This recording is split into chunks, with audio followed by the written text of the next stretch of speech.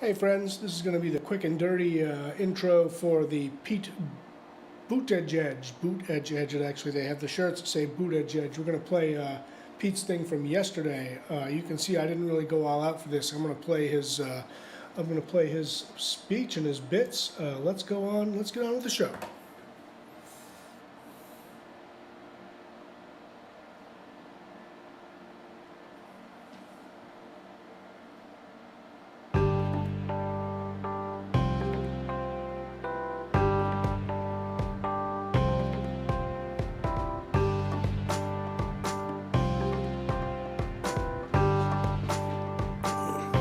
On my Sunday, I'm just going to stream and make a new copy. I'm going to make a new program. I'm going to make a new November and Beyond, just sort of live on the moment in the fly here. I've been working out some streaming stuff. I'm going to try to stream this to Facebook and YouTube as we go. Without further ado, I don't feel like doing much talking. I'll be playing with the controls while this thing's running, but enjoy the show, first of its kind, and off we go.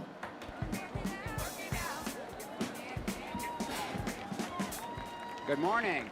Good morning. Things that I kept saying to myself, I was so excited to see Pete. I kept saying, I want to be a part of Team Pete. I want to be a part of Team Pete. And I'm happy today to tell you that I was mistaken, because we're all part of Team Pete. And what that means is we're exactly that, a team. And each of you has something to offer, something to bring, that you bring to the table. And what I'm here today to tell you about is ways that you can help us and help the team. So the first way you can do that is share. Tell people about Pete. I know a lot of you here are super enthusiastic about Pete, so tell your friends, tell your neighbors, tell your family. Pete, more people will show up, so bring them to events like this. Bring them to some of our smaller events. The other thing that you can do is build. And what I mean by that is you can help our organizers, like me, get plugged into the communities here. Help us learn about the communities, because we're only as good as our knowledge of the community at being a catalyst for you all. So you will probably hear from us, and if you haven't already, asking to grab coffee. Like, hey, hi, I'm Will, I'm an organizer, I'd love to grab coffee, learn about the community, learn about you. We mean it, we really are here to learn from you. So say yes. Hopefully if it's me especially, please say yes. I'd love to meet you, and we are eager to build this, to be a leader. A lot of you already are leaders and you don't realize it. You can be a leader in helping our campaign help the communities here. And so that's really what this campaign is all about. It's about service. And it's not a coincidence, because Pete is all about service and helping others. And so what you can do is step up as a volunteer leader. You can apply to be an organizer. You can be a part of this with us. And you all are, whether you know it or not, you are a big reason why we're going to win New Hampshire. You are a big reason why we're going to win this election. And you are a big reason we're going to win this era. I'm very excited now to introduce our host, our wonderful leader of this event, and also the chair of the Hancock Dems, Eleanor Cochran. Thank you.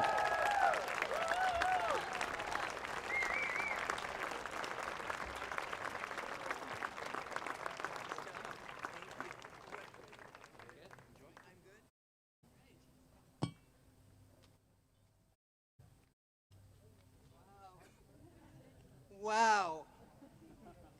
Welcome to Hancock. You know who I am, because Will just told you. Okay. I'm the chair of the Hancock Town Democrat Committee, of the Hillsborough Democratic Committee as well. Jim and Linda Mason, where are you? And Dave Anderson. A very, very special thank you goes to my friend and mentor, Amy Marcus.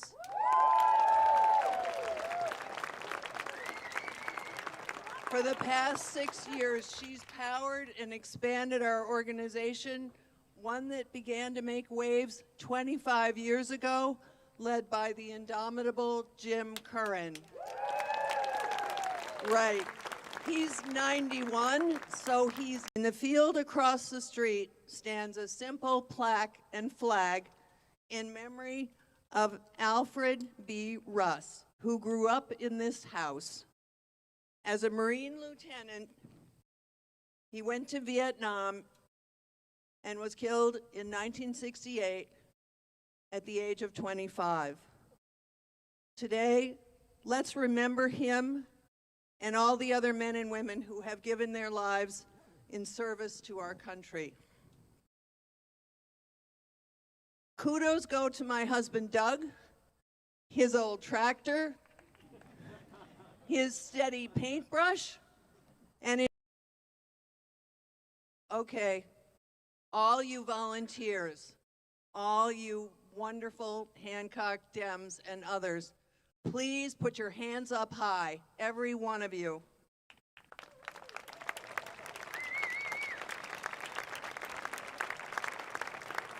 What a dynamite posse you are. No requests have been too big, no drama, no ego. And a huge shout out to Pete for America's campaign. They make the future look very bright. And now for this community, democracy looks like. And this is what grassroots look like. So now, as I am so proud to be part of this community, let's roll up our sleeves and go blue in 2020.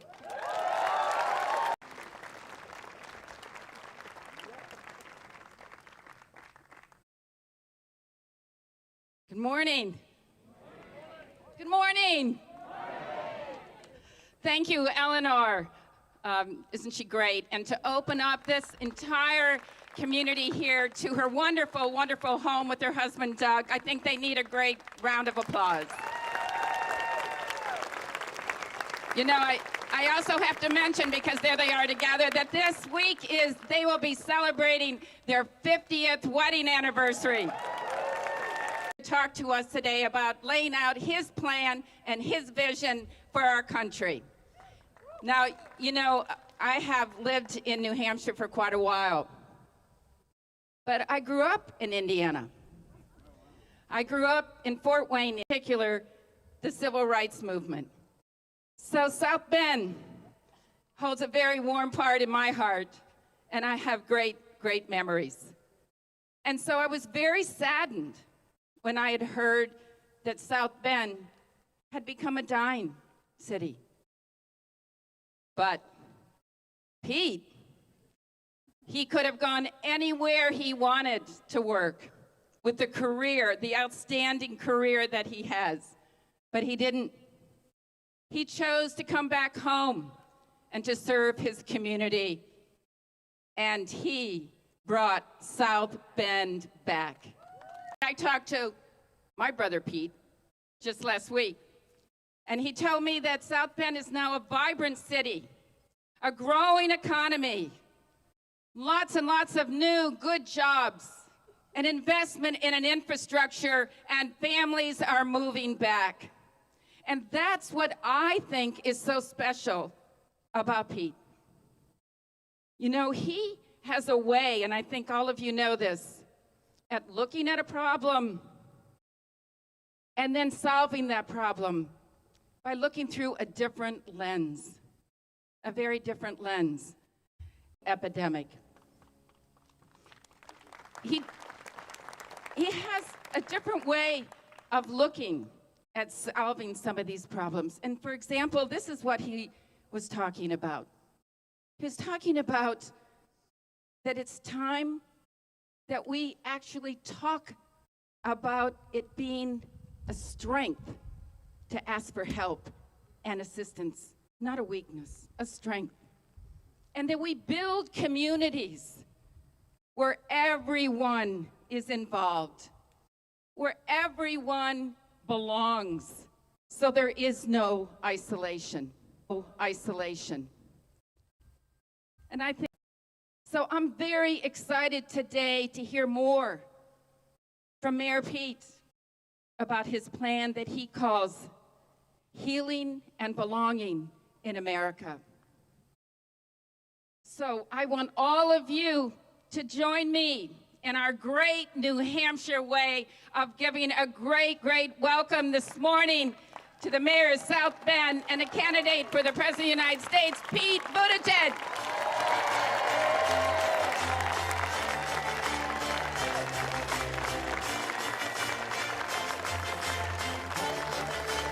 Okay, good. What a great way to spend and begin this day where we're traveling through New Hampshire, having these conversations about where we want our country to go, and building up in one another a sense of urgency and a sense of hope about what we can do. Thank you, Senator. I can't help but reflect on what's happening right now with all of the wonderful legislation being passed here in New Hampshire and then not getting past the governor's desk. Makes me think about what it would be like if we had a forward-looking governor in the state of New Hampshire. And we thank you for your leadership throughout these years. Thanks to Eleanor and Doug, and I think one more round of congratulations. Dean, what do they say about 2020? No question, part of what they'll say is that we were in a moment of crisis as a country, that we had fallen to the point where we didn't even argue over whether the president was making stuff up. We just argued over whether it mattered that the president of the United States was routinely making stuff up. Think about how low our self-esteem as a country is, that we are debating whether it is consequential for the president of the United States to be completely out of touch with reality. Americans, even those with what would be considered to be good jobs, were unable to afford to buy both their prescription drugs and their groceries, and the president concentrated his efforts on deciding whether to buy Greenland. They will look at this moment in history with great puzzlement. But if we get this right, this moment will also be looked on as a turning point, recognizing that what got us here is of decades lost when we should and could have been doing more. When climate change went from a theory in the 1970s to a possibility in the 1990s to an observation and then an emergency by these times. And folks are still debating whether it's even real. When gun violence made mine into the first school shooting generation, having been 17 years old when the Columbine shooting happened, only to see 20 years later that we got the same thing going on and wondering whether this country will produce a third school shooting generation. Watching that is what we've got to fix. But I wouldn't be running for president if I didn't think we could, provided we are willing to change fundamentally the way we think about not only the presidency, but the way we're thinking about our politics right now. And it is time for us to organize ourselves around a better and different future in the name of the values that make us American.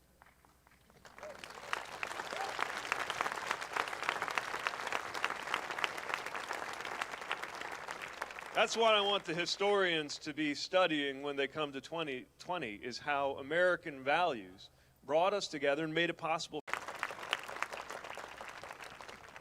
In the state that lives by the creed of live free or die, let's talk about liberty. Let's talk about freedom. And let's envision a presidency in which freedom means more than cutting a regulation on a bank somewhere.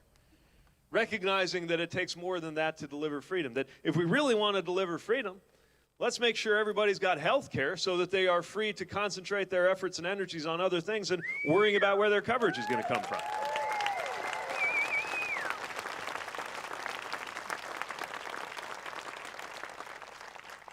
A presidency that takes freedom seriously, who believes in public education.